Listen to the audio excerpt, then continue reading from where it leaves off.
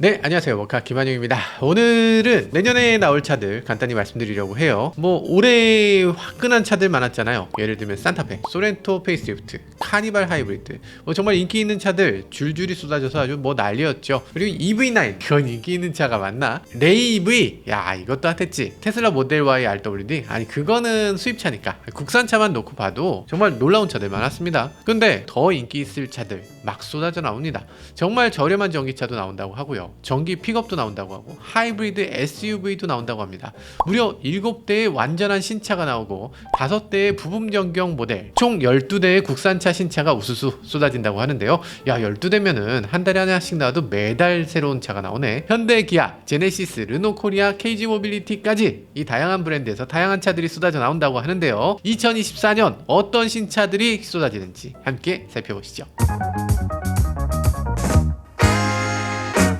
자, 우선 현대차부터 볼까요? 가솔린차 안 나와요. 가장 작은 전기차부터 제일 큰 전기차까지 다 전기차로만 나옵니다. 전기차에 너무 올인하는 거 아니냐 하시는데 나중에 보시면은 야 이게 그래서 그랬구나 라고 생각하실 거예요. 저희가 뭐 말씀드렸을 때 많은 분들이 야 그럴 리가 있냐 하면서 갑자기 막 안티 막 이런 분들도 계시던데 나중에 시간 나고 보면 아이 그 말이 맞았네 이런 경우 많으시죠. 마찬가지로 전기차도 이렇게 쏟아져 나오는 게 당연합니다. 꼭 나와야 되는 차들이에요. 자, 우선 현대가 내놓는 차 중에 먼저 상반기에 나오는 차 캐스퍼 EV입니다. 올해 전기차 트렌드가 어떤 거였을까? 가성비 전기차의 트렌드였습니다. 주행거리나 배터리 용량이 조금 작더라도 값이 싼 전기차를 원한다. 이런 분위기였죠. 그래서 테슬라 모델 Y RWD도 그렇게 인기를 끌었던 거고, 그리고 기아의 의외의 인기차 바로 레이 EV였죠.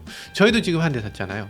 지금 레이 EV 같은 경우는 뭐 줄 서서 산다고 합니다. 상당히 많은 분들이 가성비 뛰어나고 실용성 좋아서 이 차를 선택한다고 해요. 겨울에 주행거리 저희가 테스트 해봤는데 생각보다 멀리 가요. 레이 EV에 문제가 있다면 시속 120km로 가면 그때부터는 엄청나게 주행거리가 줄어든다는 거.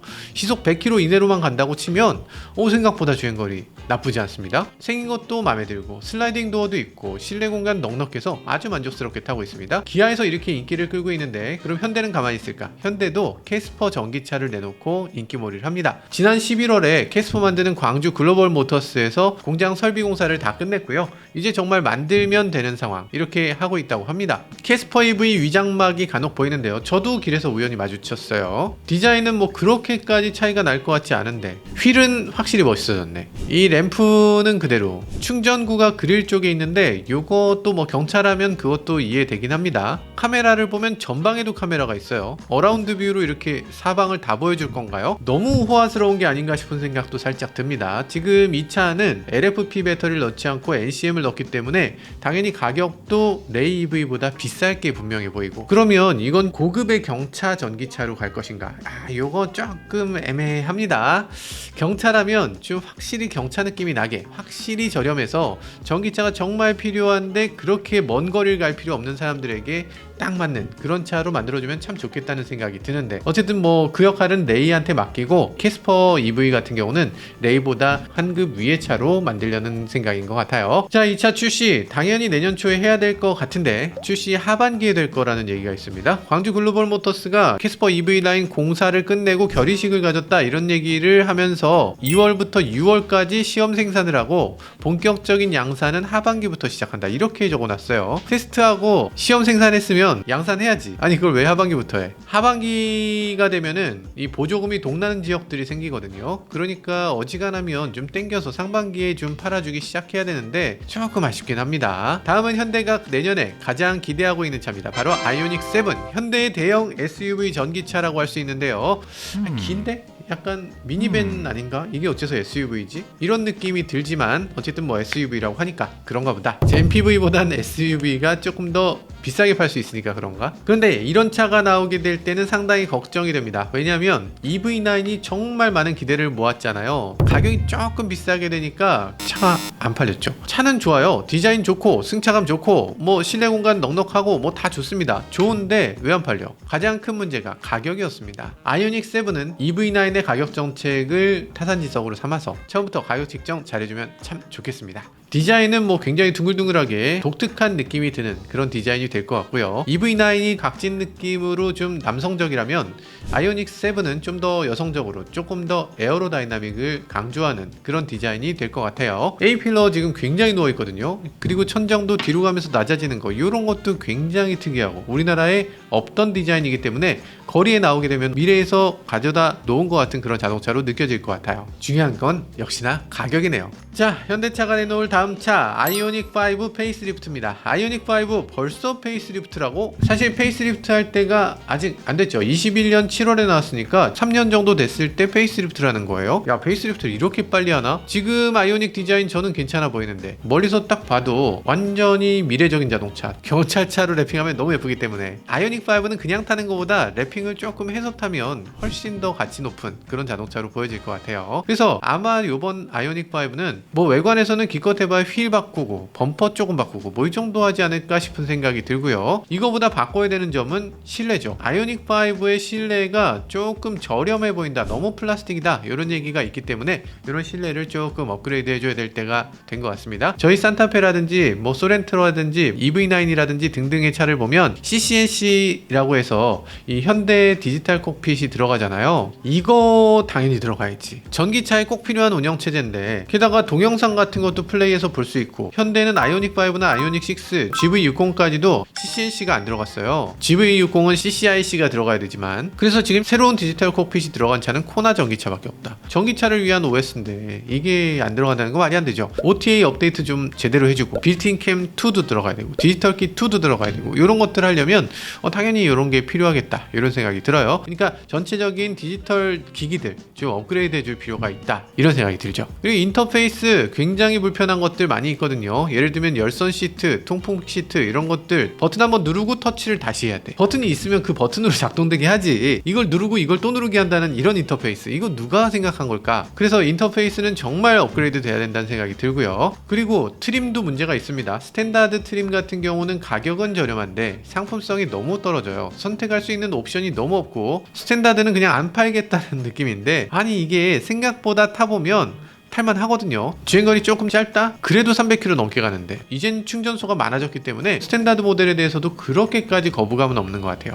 자, 근데 이 차가 나오게 되면 걱정되는 차가 하나 있습니다. 모카 올해의 차 아이오닉 5N 갑자기 9 모델이 되나요? 내년에 9 모델 되면 어떻게, 좀 섭섭하다는 생각이 드네요. 아이오닉 5N도 같이 바꿔줄 걸로 기대해봅니다.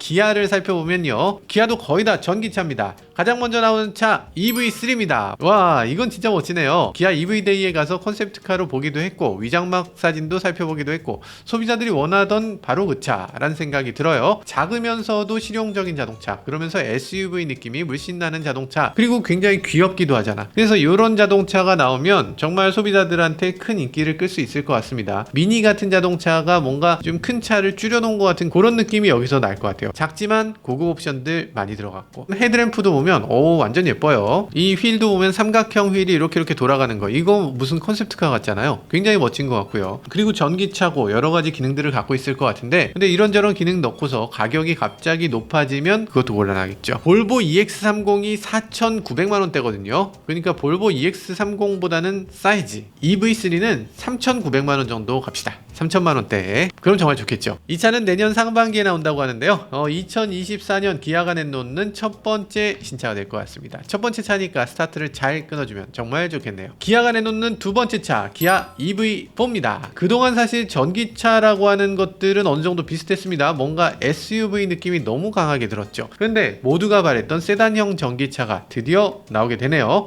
EV4라는 자동차인데 이걸 어떻게 봐서 세단이라고 할 수 있나, 이런 생각이 드는데, 아우디 A7 나왔을 때도 비슷한 느낌 들었어요. 아니 이걸 어떻게 세단이라고 해. 원래 미래적인 디자인이 처음 나올 때는 수많은 사람들의 반대에 부딪히게 되는 거죠. 그럼에도 거리에서 보면 정말 신기하다는 느낌이 들 것 같습니다. 저희도 EV데이에서 컨셉트카로 보고 왔는데, 그때 이 차 디자인이 90% 이상 그대로 구현된다고 했습니다. 뒷유리가 지금 이렇게 누워있는데 이게 세단이라고? 이런 생각이 들기도 하고요. 그리고 도어 캐치, 손잡이가 없는데 이게 괜찮다고? 팬더가 이렇게 부풀어졌는데 이렇게 깎여있어? 야, 이런 디자인이 어떻게 현실에 있지? 이런 느낌입니다. 기아 디자이너 총괄 카림 하비브가 이렇게 얘기했어요. 우리는 이거를 세단으로 부르기로 했다. 그렇다고 하니까 내년 하반기에 등장한다고 하는데요. 이대로만 나와줘도 시장에서 엄청난 반응을 끌어모을 수 있을 것 같습니다. 기아가 내놓는 세 번째 자동차 EV6 페이스리프트입니다. 요때 EV데이에서 EV3, EV4, EV9까지 봤는데 EV6가 옆에 너무 옛날 차 느낌이야. 디자인도 어딘가 모르게 조금 아쉽기도 하고 기능도 조금 아쉽기도 하고 되게 아이러니인 게 EV6가 나오면서 기아에서 새로운 기능들을 엄청 많이 집어넣습니다. 그러고 나서 기아가 너무 빠른 속도로 변한 거죠.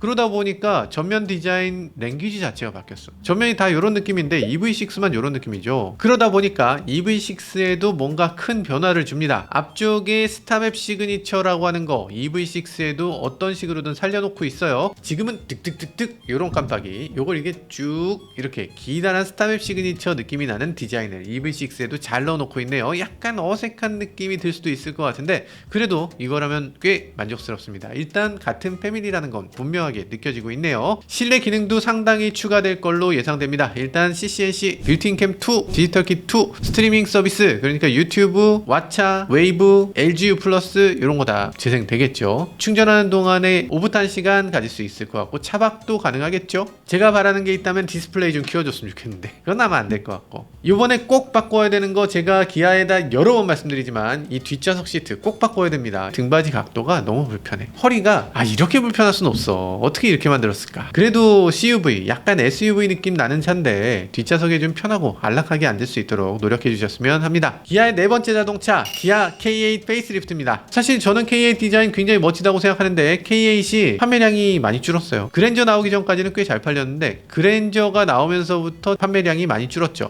근데 제가 봤을 때는 K8도 나름대로 상품성이 있거든요. 차도 꽤 커졌고 디자인에 대해서도 굉장히 미래적이에요. 그랜저는 조금 완결성이 부족한 부분도 눈에 띄는데 이건 완결성 면에서는 훨씬 더 뛰어난 것 같은데? 아니야? 그랜저가 더 좋아? 네, 그랜저가 더 좋다는 분들도 계신 것 같아요. 어쨌든 이번에 페이스리프트를 하게 되는데요. 이게 페이스리프트는 지금 출시한 지 3년 만입니다. 보통 예전 같으면 페이스리프트는 한 5년에 하고 풀체인지는 7년에 했었는데 이제는 페이스리프트를 한 3년에 하고 풀체인지를 한 5년 만에 하는 것 같아요. 그 정도로 신제품의 주기가 빨라졌다. 그래서 3년 만이면 그냥 적당한 수준입니다. 그렇게 급한 페이스리프트도 아니에요. 저는 그릴 디자인도 이 바디색하고 구분 안 되는 거 요거 굉장히 매력적이라고 생각되는데요. 뭐하고 비슷하냐면 페라리 로마랑 비슷하잖아. 이상하게 이거 싫어하시는 분들 많더라고요. 이건 손대지 마시고 실내랑 이런 것들 좀 바꿔주시면 좋을 것 같아요. 기아의 다섯 번째 차 스포티지 페이스리프트입니다. 올해 하반기에 투싼 페이스리프트를 했고요. 내년에는 스포티지도 페이스리프트를 하게 됩니다. 기존의 스포티지 워낙 잘 팔렸어요. 아직도 월 5,000대 이상 꾸준히 팔리고 있는 차기도 하고요. 뭐 디자인이면 디자인, 차체 사이즈면 사이즈 할 것 없이 정말 훌륭한 자동차인데 그런데 유일하게 아쉬운 점이 하나 있습니다. 실내 인포테인먼트.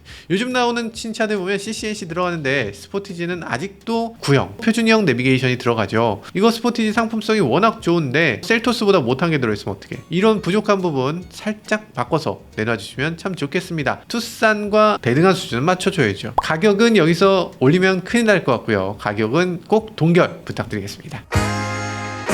다음은 제네시스입니다. 제네시스는 올해 연말에 GV80, G80 페이스리프트를 다 공개했죠. 왜 공개했느냐? 당연히 기업에서 사야 되는 차니까. 연말에 사야 되는 차기 때문에 이런 식으로 공개를 했고요. 내년에 나올 차는 뭐 그렇게 많지는 않습니다. 그런데 내년에 나올 차 GV70 페이스리프트입니다. GV70은 저도 갖고 싶은 차예요. 한상기 선배가 직접 사기도 했고 여러 가지로 장점이 많은 차였는데 약간씩 아쉬웠던 부분이 있어서 사람들이 마지막에 지갑을 못 여는 그런 자동차가 아닌가 싶어요. 뭐 물론 굉장히 인기 있는 차지만 테스트카로 많이 돌아다니기 때문에 어느 정도 예상할 수가 있습니다. 일단 헤드램프, MLA 헤드램프라고 해서 촉촉촉촉 박혀있는 거 요런 게 들어가게 되겠죠. 기존에는 실내가 요랬는데 이제 센터 디스플레이로 유튜브 당연히 볼 수 있을 거고 티빙도 볼 수 있고 이런 것들 CCIC라고 하죠. 인포테인먼트 시스템 당연히 들어갈 겁니다.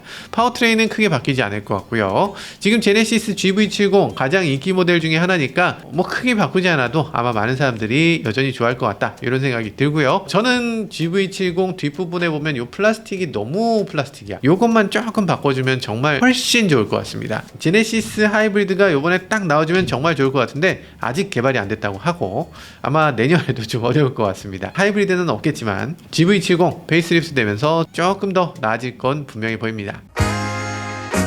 KGM은 토레스 전기 픽업 트럭을 내놓는다고 하네요. 토레스 전기 픽업 트럭, 이 차가 나오게 되면 우리나라에서 생산하는 첫 번째 전기 픽업 트럭이 됩니다. O100 그런 코드명으로 만들고 있는데요. 일단 서울 모빌리티 쇼에서 콘셉트카를 공개를 했죠. 이 차가 내년 하반기에 공개가 된다고 하고요. 토레스 EVX를 기반으로 해서 전기 픽업을 만드는 거라고 하는데 일단 좋긴 좋네요. 근데 EVX를 기반으로 할 게 아니라 이거 내연기관을 기반으로 해서 디자인하면 어떨까 싶은 생각이 들어요. 저는 EVX보다 내연기관이 조금 더 이 터프한 이미지랑 잘 어울리는 것 같아서 그런 생각이 들기도 하고요. 비아디의 블레이드 배터리를 사용할 게 분명히 보이는데요.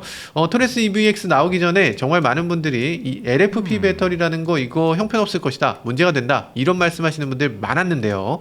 정작 보니까 이 배터리 아무 문제가 없었죠. 겨울이 됐는데 주행거리 나쁘지가 않아요. 그리고 심지어는 뒷차가 토레스 EVX를 들이받고 그리고 자기가 불이 붙었어. 그래서 그 불이 토레스 EVX에 옮겨 붙어서 전소시키는 사고가 있었죠. 그런데도 불구하고 이 LFP 배터리 이 불길 하나 일으키지 않고 완벽하게 소화됐습니다. 대단하죠. 대단한 겁니다. 최근 들어서 우리나라에서는 LFP 배터리는 악마다 이런 느낌으로 가져가는 것 같아요. 중국산이다, 매국노다 뭐 이렇게까지 가는 것 같은데 투자하셨나요? 투자하신 분들이 너무 많기 때문에 충분히 마음은 이해합니다. 내가 어떤 것에 투자했다고 해도 그건 종교가 아니잖아. 그게 그냥 무조건 올라가기를 그냥 비는 게 아니라 만약에 문제가 있으면 나왔다가 문제 없으면 들어갔다가 이런 것들을 자유롭게 해야죠. 비아디가 그렇게 좋아? 그럼 나도 비아디 주식도 사볼까? 이렇게 생각할 수도 있는 거죠. 우리나라 배터리 3사 지금 LFP 배터리 다 만들잖아요. LFP 배터리에 대해서도 그렇게 부정적으로 봐서는 안 됩니다. 중국에선 그런 얘기 하잖아요. 검은 고양이든 흰 고양이든 쥐만 잘 잡으면 된다고. 지금 우리나라에서 LFP든 NCM이든 더 저렴하고 더 좋은 배터리면 좋은 거죠. 이 사실을 내가 거기 투자자라고 해도 몰입하지 말고 좀 객관적으로 한 발짝 물러나서 이 상황을 전체적으로 지켜보실 필요가 있습니다. 그래야지 투자를 성공하실 수 있겠죠. 내가 투자에 대해서 뭘 한다고 이런 얘기를 하지?